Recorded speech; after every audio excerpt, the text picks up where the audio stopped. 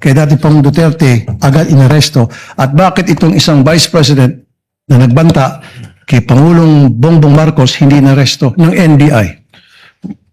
I can only second guess po na maaaring may pagkakaiba po ng proseso or tinitingnan po ang administrasyon ng panahon na yun at ng panahon po ngayon. Maraming salamat po.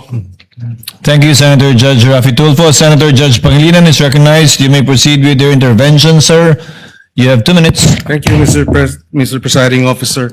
Magandang gabi, Ginoong Direktor. Kanina tinatanong sa inyo, no, yung usapin nung trust rating. Na mas mataas yung trust rating ng Vice President kaysa sa Presidente. Bilang abogado, tinanong sa iyo ito kanina, may kinalaman ba ang approval sa trust? Kung mas mataas ang trust rating, ibig sabihin wala ng betrayal of the public trust. Well, wala po. Sapagkat sabi ko nga, sa akin pong pananaw, sa akin din pong kaunting eksperyensya bilang isang political advisor din po, yung ating pong mga survey is only a snapshot ng mga pwedeng nangyayari. Alam naman po natin, ang tinatanong dyan, ilan lang o magpipili ng lugar kung saan po gagawin yung survey. Hindi po natin pwede itong maging basihan sa pag-imbestiga sapagkat pagkaganyan po yung ating ginawa, magkakaroon po tayo ng problema sapagkat ang mangyayari sa atin dyan, yung tinitingnan pala natin ay yung numero. At without accusing anyone, alam naman natin there are surveys that can be manipulated po. No, but having said that, kaya ako lang tinanong yun kasi baka yung mga nakikinig nating mga kababayan ay malito dahil hindi ba tamang sabihin na iba yung trust rating, iba yung betrayal of the public trust. Tama Hindi? po. Tama? Yung trust rating po ay base sa numero dahil sa survey. Yung betrayal of public trust, malinaw naman po yan na nakasaad sa konstitusyon na ito ay isang basihan ng impeachment. At saan po pumapasok ang betrayal of public trust? Pag meron ka pong ginawa na pag-violate, not necessarily criminal, hindi kailangan ng conviction, kundi sinasabi po, pag tinignan natin yung discussion po ng ating Constitutional Committee ng ginawa yan, binabanggit nga po dyan yung betrayal of public trust, yung hindi mo pagtupad sa yung oath of office, that will qualify as a betrayal of public In trust. other words, negative yung trust rating mo o 100% yung trust rating mo, base sa batas, base sa konstitusyon, pwede kang ma-convict.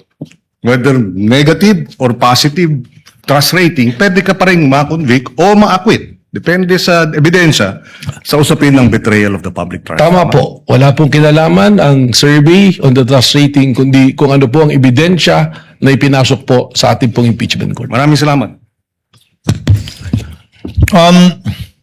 Senator Judge Pia Cayetano is recognized for her interjections and interventions. You may proceed, ma'am, when you are ready, and you have 2 minutes.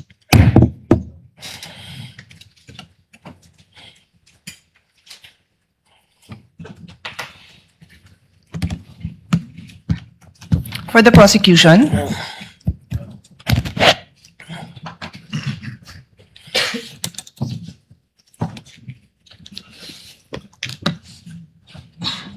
do you consider Las Canas an important witness for you, for the prosecution? With all due respect, Your Honor, the purpose of the testimony is to present what transpired during the investigation of the Special Task Force.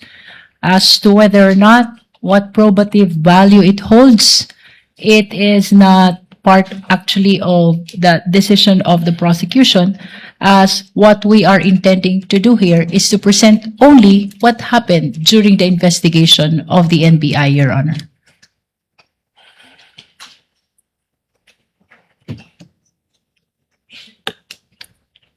Mr. Presiding Officer, the rules of evidence are very clear.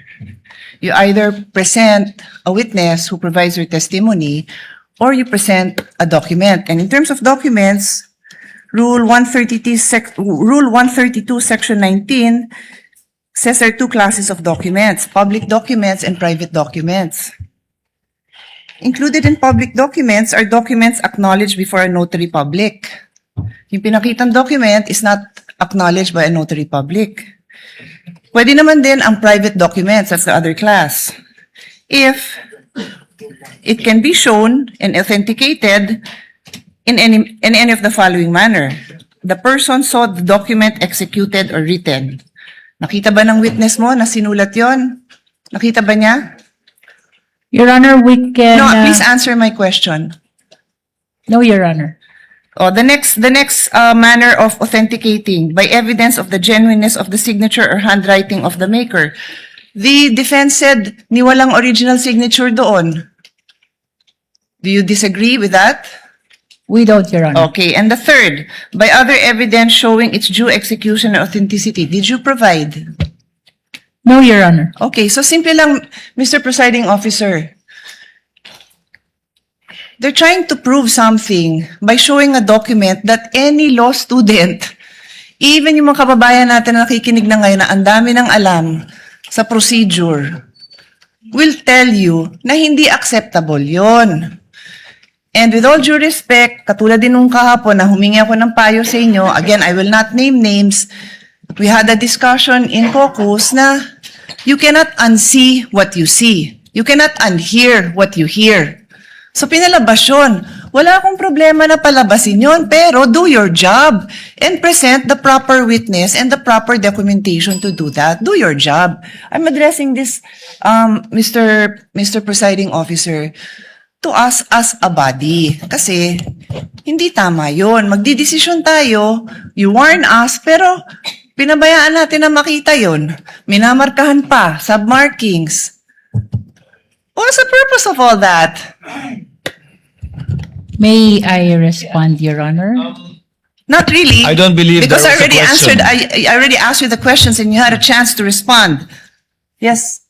There was no question posed, or I was There's none, yes. telling the lead prosecutor. I move to my next point, Mr. Presiding Officer. Our jurisprudence is very clear, no? A witness must be competent and credible. Di ko na babasahin lahat yung jurisprudence natin dyan dahil kompleto na yung record natin dyan. But there is also a also included in our rules, Rule 132 on the rules of evidence, and I'll read it. A witness may be impeached by the party against whom he or she was called by contradictory evidence, by evidence that his or her general reputation for truth, honesty, or integrity is bad, or by evidence that he or she has made at other times statements inconsistent with his or her present testimony. So this is the rules, no? Siguro we can, well, I'm reading the rules, so we can take notice of this, that this is what our rules say, and I don't think anyone will contradict that. Again, there are lots of cases supporting this. So,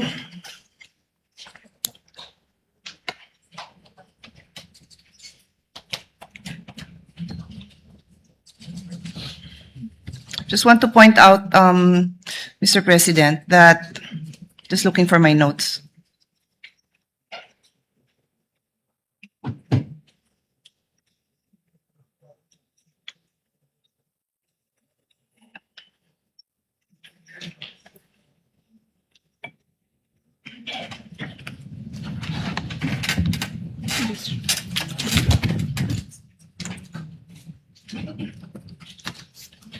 Sorry, with the indulgences of the body, I'm just looking for my notes because I want to be accurate in my the next statement that I'm going to read into the record.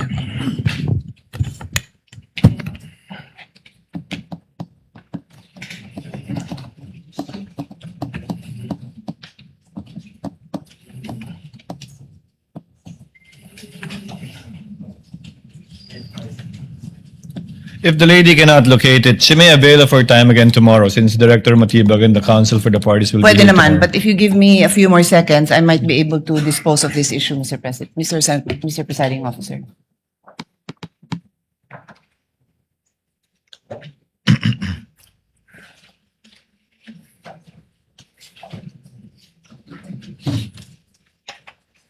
Okay, I won't delay I can paraphrase it, but I think it would be best if I